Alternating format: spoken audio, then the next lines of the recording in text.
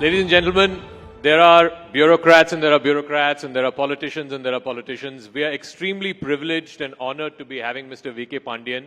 He was just telling us in the green room that this is his first live interview on any news platform. So can we have a round of applause? Thank you. Thank you. Sir, it's very difficult to get a chance to interview you because you've always been sort of behind the scenes and, operating, of course, for the Chief Minister. What made you decide to take that plunge? You're now right front and center in public life. You've decided to enter politics full-fledged. What made you make that switch? I am with the Chief Minister of Odisha for the last 12 years in his office. And before that, I used to be the collector of his district called Ganjam. I was inspired by him. The first reason I would say is that I was totally inspired by his commitment to the cause of people, commitment to public service. But 1 year back, if some of my friends have asked, or somebody has asked my friends that whether Mr. Pandian will join politics, everyone would have laughed. I would have also laughed about that. After COVID, the grievance cell of Chief Minister's office was closed as a precautionary measure. So after that, Chief Minister wanted that we should go to the villages, we should go to the people and do grievance. So 1 year back, we started that exercise of touching all the assembly constituencies and blocks for grievance redressal of people.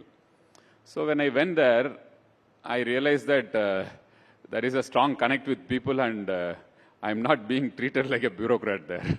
It was a little more than a bureaucrat. I was embarrassed in some places. So I came and told Honorable CM, and he also saw the videos of people, how they respond to me, how they connect with me, the emotions overflowing. And then the inner calling came that, okay, maybe I should not be covered by that screen of bureaucracy. I should come out and help my guru, the Honorable Chief Minister of Odisha, as a nice disciple. So tell us a little bit more about your guru, your father figure. I mean, he will, by the middle of this year, become the longest ever serving Chief Minister in the history of India. He's already gone past Jyoti Basu. I think he'll go past Pawan Chamling by the middle of this year. It has never happened in the history of India. And you have seen firsthand why it has happened or what makes him tick. So tell us, what is the success of his longevity? I don't know throughout the world you have any parallel of democratically elected leader continuing in a space as popular as the Chief Minister of Odisha and winning election after election with a higher margin instead of anti-incumbency having pro-incumbency. And he is now going to touch 2.5 decades. He started in a decade when newspapers were ruling the roost. Then came internet, then social media. So all these eras of public scrutiny he has stood. And his popularity ratings are the highest in the country for any chief minister. So I would say that one of the main reasons for his success is that he doesn't see politics as politics. He sees it as public service. And people also don't see him as a political leader. They see him as somebody who is there to serve them. I think that is the connect he has with people and which has made him very popular.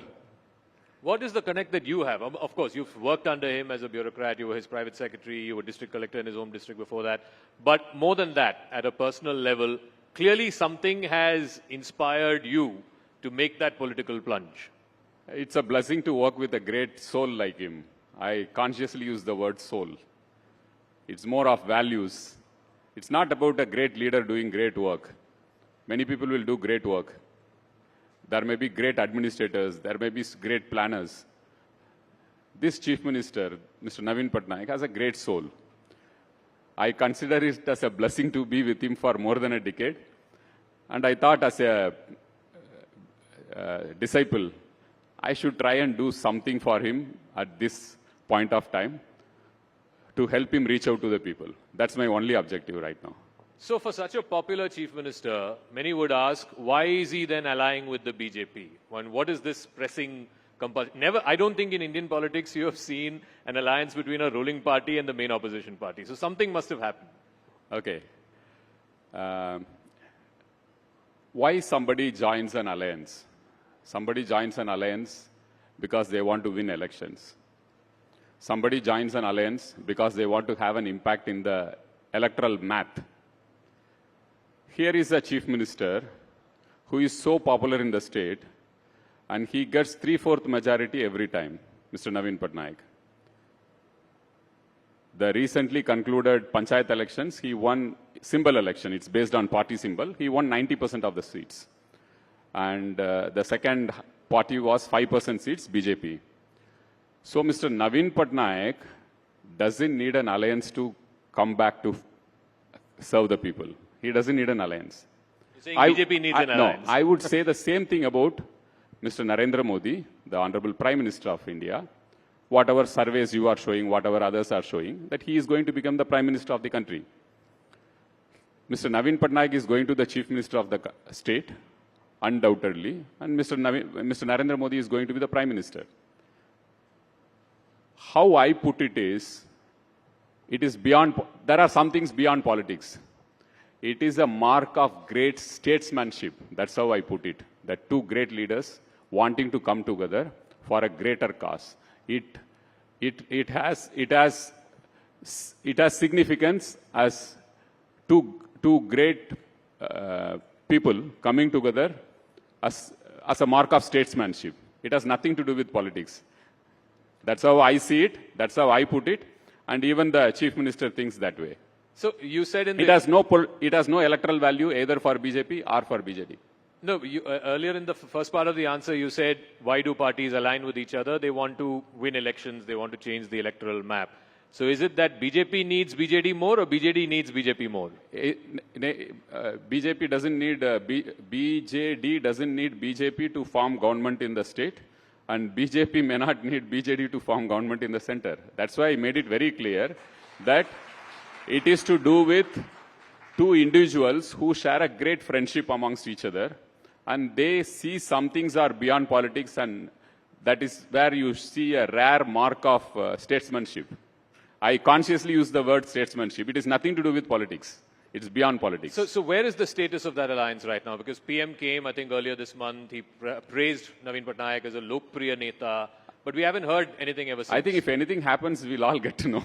No, that's why I'm asking you. Who better to ask than you? We'll all get to know if something happens. But I told the logic behind this. Whatever talk has happened also, I told the logic behind. It has nothing of electoral significance either to Odisha or to the country. It is more to do with statesmanship. Okay. Talking about statesmanship, clearly Naveen Babu is a statesman in his own right. Like I said, he has already gone past Jyoti Basu's record. And if he wins this election, which, like you said, is almost a certainty, he will become the longest-serving chief minister in the history of India. We have called this session P2P. So depending on which way you want to see it. Poverty to prosperity. Odisha transforms. That's the way you would like to see it. We would like to see it as from Patnaik to Pandian. No. So please tell us, are you Mr. Naveen Patnaik's political successor? I don't think I should answer this. The people of Odisha will answer it. And I succeed his values. I succeed his hard work. I get inspired by his sincerity, commitment, and keeping politics away from public service and doing service to the people. That's how, these are values I have imbibed from the chief minister. Politics can come later on whenever, whatever people think, it's fine. But the reason people are asking this is because the BJD, like some other parties, we've seen that in the history of Indian politics, where succession has always become a bit of a dicey situation. We've seen that with ADMK, we've seen that with Shiv Sena. So in the BJD, there is no obvious political successor. Are you the obvious political successor? Let me put it this way. The chief minister is so popular and he is so meticulous in doing everything. He has transformed the state of Odisha from where it was and what it is now. And BJD is the vehicle which he created to transform the state. Such a futuristic thinking chief minister who holds people of Odisha in his heart will definitely have planned out something for the BJD, which will be rocking as always he does. But he's not shared that with you. I think he tells always that people of Odisha will decide who will succeed him. We all follow that. In fact, when somebody asked Biju Babu when he was alive, who is going to succeed you, he also told the same thing, that people of Odisha will decide. But, Finally, in democracy, one bows to the peoples. So, talking about your political debut, just as you decided that you're going to get into politics, you also said that you're not going to be fighting the elections. You're not going to get into electoral politics. Why? I was very clear when I took this decision. I'm going to help the Chief Minister come back with 3/4 majority to serve the people again. That's my one and only objective right now. I see only that in my eyes. In politics, obviously, you'll be the subject of scrutiny by a lot of people, your political opponents, by the people of the state. When they attack you with the outsider tag, how do you respond to that? I know that last 3-4 years I have been the center point of attack of everyone in Odisha politics. Most of the opposition parties attack me. So that's part of the game. And whether I succeed or not, it's up to the people of Odisha to decide. But when they say that you're originally not from there, you're from Tamil Nadu. They have to come and see some of the meetings which I have with the people and the emotions which they pour out when they see, when they interact, or when they talk to me. I think that will clarify how they hold me, whether they hold me as one of theirs or whether they hold me as an outsider. It's the people of Odisha who finally decide. But, I mean, you're also a fluent Odia speaker by virtue of your bureaucratic career, of course. You're married to a Odia, a native. But beyond that, for people to accept somebody who is from a different state, I mean, the only comparable example I can think of, and probably you'll relate to this, is MGR. Coming from one state and contesting in another state, even Jayalalitha to an extent. What is it about our people in India, in different states, that they wholeheartedly give love to even someone who may not be originally from their place, but are considered one of their own? People are very smart and intelligent. If Naveen Patnaik has succeeded so many years in Odisha, it's because people see his clear heart. He has heart in the right place. And they know that this guy wants to change Odisha, transform Odisha, and he is spending every minute of his time for Odisha and its people and its growth. So when people are so intelligent and smart, they will judge what is what and who is who. And that's how I think the connect which I have with people is the same. The connect that you have with the people is the same, because people believe that you are wanting to do this as a service and not... but that's what all politicians say. So time will tell that. Whether I have meant what I say or whether I have some other hidden agenda, time will say. But I leave it to the people to judge whether I stand by the service mind which I got from the Chief Minister. So you did say that Odisha has transformed, no doubt, in the last 20-25 years. It has transformed as a state. And I want to deal with both ends of it. At the welfare end, at the lower end, obviously there are various programs that Naveen Babu has launched, from Kalia to the BSKY program, the Mission Shakti. Now, over the last year or so, there has been this whole thing in politics, this whole narrative and counter-narrative, that many of these things are freebies or reveries. How would you respond to that? There are some things which one should call it as responsibilities of a welfare state. Health, education, taking care of food security of the vulnerable people. All these one should, even United States does, take care of health, take care of education. You have public schools, you have public hospitals. What the Chief Minister has done is, why there should be a quality difference between a public school and a private school. He invested in public schools, transformed the public schools, like private schools are better than private schools. I'll be happy to share that we have about 8,600 high schools in the state. We have transformed all the 8,620 high schools in the state. We don't have blackboards in these schools. We have smart boards like these, digital boards in these schools. And we have science labs, class science labs, modern laboratories, libraries, e-libraries at high school level. So he wanted to empower the people of Odisha to make them dream big for their children. because 70 to 80% of the children will always be dependent on public schools. So he transformed the public schools and made it as good or better than private schools. He also transformed the hospitals, public hospitals, government hospitals, as good as or better than private hospitals. So this is where he spends money. So health, education, food security, these are things which any government should do for its population, and people are happy about it. And if you want to take the state to the next level, 70% of the population who are dependent on public institutions should have the best access to public institutions. When you do that, you actually empower the people and make them dream big. That's when a state will go forward. I also want to ask you about the Sri Mandir Parikrama project, which is the temple heritage corridor project, the restoration of the Puri Jagannath temple, as well as other temples. You were telling us a short while back, there are 10,000 temples that have been revived and restored in the state. How would you respond to the charge that why should a secular state be in the business of restoring or reviving temples? I think it's part of our culture. Temples are an integral part of your culture. It reflects your history. You draw strength from your faith you have on these temples. You get peace there. So it is but natural for a government to honor the faith of people. In a democracy, people's faith is reflected in vote. When you are voted to serve them, it's important that you honor their faith. If Muslims have faith in mosque, restore their mosque, restore their burial grounds. If Christians have faith in churches, restore their churches which are broken during cyclone. Odisha is prone for cyclone. If Hindus have faith in temples, restore their temples. If Sikhs have faith in Gurudwara, do that.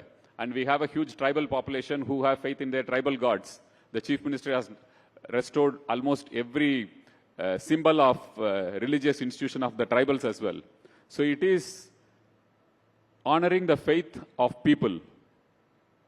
So you call it a secular, I call it a spiritual governance, which the Chief Minister believes in. It's a spiritual governance. It's not secular governance. You have to run the extra mile to take care that people's faith is honored.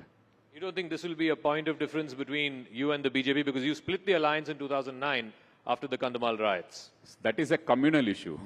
There is a difference between being communal and spiritual. Here the Chief Minister has protected, preserved, conserved religious institutions of all religions. That's what I meant by spiritual governance. You honor the faith of people.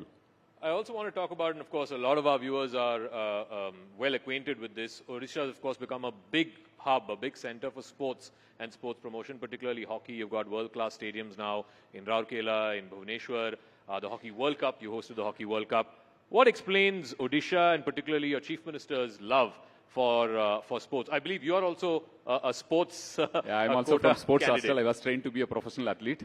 I left I was a middle distance runner and left halfway through because my father asked me whether you want to continue as a sports person and end up in railway stations as TTE after playing nationals, or you want to go a little further. That was the ecosystem which sports has. Unfortunately, we have improved a bit on it, but still a long way to go for India to make our sportsmen into professional sports. And regarding your question about hockey and Odisha, half of the Indian team at one point of time, or 30% of the Indian team, had players from Odisha. People of Odisha are in love with hockey, many parts of the country. But in Odisha, hockey is celebrated. You will get, even for local matches, you will get such huge crowds for hockey. Our Chief Minister is also he used to be a hockey player, he used to be a goalkeeper. And his father had told a very interesting anecdote, linking hockey and the Indian national movement. Linking hockey and the Indian freedom movement. Indian freedom movement, right. So when India was not conceived as a country, we were fighting for our independence. The only place where India was representing as India was in Olympics, even before independence. British India, whatever you call it. So the gold medals used to come from hockey. When India was an idea, we were fighting for independent India. At that point of time, India was honored at a world stage because of hockey. So that is something which Biju Patnaik, who used to be a freedom fighter, late Biju Babu, he had told his son Naveen Patnaik that we all got inspired that India, at least somewhere, it is making a wave, at least through hockey, it made an impact for itself, that we are getting gold in Olympics. So that is something which gave that emotional connect to our chief minister. And people of Odisha are deeply in love with hockey. So he thought that we should take up hockey seriously. And we are the only state, perhaps in the world, who is supporting a national team. A provincial government supporting, sponsoring a national team. Generally, a national team is sponsored by corporates. The chief minister wanted that, well, let's send a message. This game has contributed for, at least indirectly during the Indian national movement, to make Indians feel proud about something when they were fighting the British. So perhaps that is the reason why he took it up as an emotional thing, and it gelled well with Odisha. All right. So, in fact, Odisha sponsors both the men's and women's hockey teams. So, can we have a Senior round and of junior. Senior and junior. So, that is an incredible thing. It's generally corporates who sponsor teams, but here you have a state government sponsoring. So, finally, Mr. Pandian. And after 38 years, 40 years, India won a medal in last Olympics in Beijing. Correct. After Odisha sponsored. Of course, the credit goes to our players, the support team and everyone, but Odisha had a small role in that. Odisha had a small role in India getting a medal after 3 decades. So finally, is Mr. Pandian, the middle distance runner, ready for the long distance marathon of politics? I take one day at a time. I don't see anything long term. In human life, you should take one day at a time. Not then you are stressful. This is something which I learned from our chief minister. Very spiritual. Take next minute. Live in the moment, present moment. So for this day and for the last 25 minutes, Mr. Pandian, thank you very much Thank for joining you, us Jai here at the Jagannath. Rising Thank Bharat you. Summit. Thank you. Ladies and gentlemen, can we have a round of applause?